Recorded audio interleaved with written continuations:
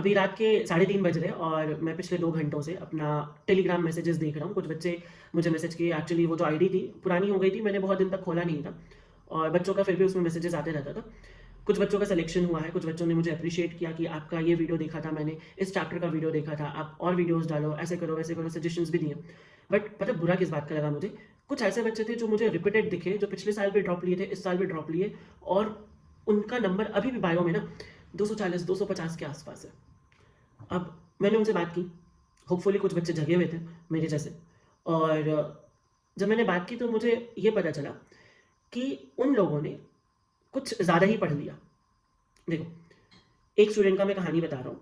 उसने क्या बोला कि सर मुझे बहुत कॉन्फिडेंट था बायोलॉजी में कि अब तो अगले साल मेरा बायो में 360 में 360 आ ही जाएगा, क्योंकि मैंने बायो बहुत अच्छे से पढ़ रखी है, मैंने एनसीईआरटी कवर कर लिया, मैंने सब कुछ कवर कर लिया। तो अब मैं ये सोचा कि क्यों ना मैं थोड़ा हाई लेवल का पढ़ लूँ, ताकि मेरे और अच्छे जो क्वेश्चंस हाईली कंसेप्चुअल होते हैं वो भी मैं बना पाऊँ। चलो ठीक है, अच्छा सोचा उसने। अब उसने क्या किया, उसने वेरियस कोचिंग मॉड्यूल्स ले लिए बायो के लिए और उनसे पढ़ना लग गया। कभी एलन का, कभी आकाश का, कभी फिजिक्स वाला का। देखो, मैं ये नहीं बोल रहा हूँ कि एलन के मॉड्यूल्स खराब है, फिजिक्स वाले के मॉड्यूल्स खराब है। बच्चों, मॉड्यूल्स बनाने में ना दिन रात लगते, खून पसीना लगता है एक इंस्टीट्यूट का।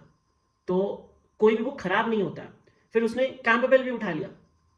क्यों? जस्ट बिकॉज कि उसको अपना कंसेप्ट स्ट्रॉन्ग करना था और कहीं ना कहीं ये भूल गया कि क्वेश्चंस अभी भी 95% एनसीईआरटी से ही आता है। देखो, ये बिल्कुल भी नहीं करना जब तक तुम अपना एनसीईआरटी को बेस ना बना लो, जब तक तुम अपनी एनसीईआरटी में महारत हासिल ना कर लो, तब तक तुम्हें कोई भी हाई लेवल के बुक्स को छूना ही नहीं है। अगर तुम कोई भी टीचर से पूछो जो उन कोचिंग्स में भी पढ़ा रहे हैं, उनका भी मुझे लगता है यही मानना होगा कि बेटा पहले एनसीईआरटी कवर अप तो कर लो, उसके बाद जो कोचिंग के मॉड्यूल्स में जो एक्स्ट्रा चीजें दे रखी है उनको पढ़ो। देखो, कोचिंग के मॉड्यूल्स भी ना बहुत सोच समझ के बनाए जाते हैं। ऐसा नहीं कि उसमें बहुत सारी इरेलीवेंट चीजें दे दी जाती है। कोचिंग के मॉड्यूल्स में भी वही चीजें एक्स्ट्रा दी जाती है जो कभी ना कभी किसी एग्जाम में आया रखा हो, या उस टीचर को कॉन्फिडेंस है कि ये एग्जाम में आ सकता है। बट तुम्हें क्या, तुम्हारा तो 250 भी नहीं आ रहा। अगर तुम्हारा 250 भी नहीं आ रहा और तुम चाहते हो कि तुम उस कोचिंग मॉड्यूल को बहुत अच्छे से पढ़ लो, तुम डीपली पढ़ लो, तो बेवकूफ़ी ही तो है ये। तुम पहले एनसीईआरटी तो पढ़ लो, एनसीईआरटी पढ़ लो, एक अच्छे मार्क्स पे आ जाओ, एक अच्छा लेवल पे आ जाओ, उसके बाद तुम पढ़ो ना कोचिंग मॉड्यूल, देखो कैसे तुम्हारा मार्क्स बूस्ट करता है वो कोचिंग मॉड्यूल्स।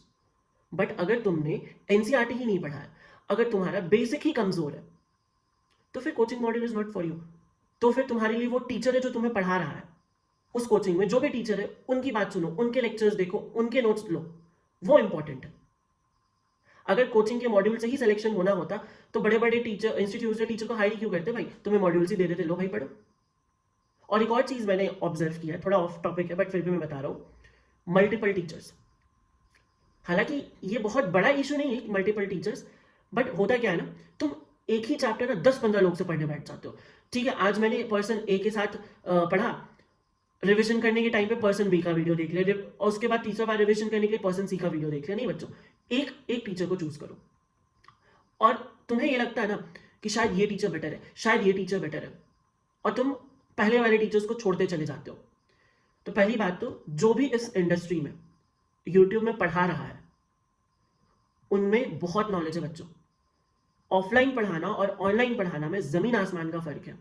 अगर एक टीचर ऑनलाइन में गलतियां करता है ना, तो सारे लोग रहते हैं उनको क्रिटिसाइज करने के लिए। तो जब भी कोई भी टीचर ऑनलाइन पढ़ाने आता है ना, वो हमेशा यही सोचता है कि मेरे से आज कोई गलती नहीं होनी चाहिए, मेरे कंसेप्ट में कोई कमी नहीं होनी चाहिए।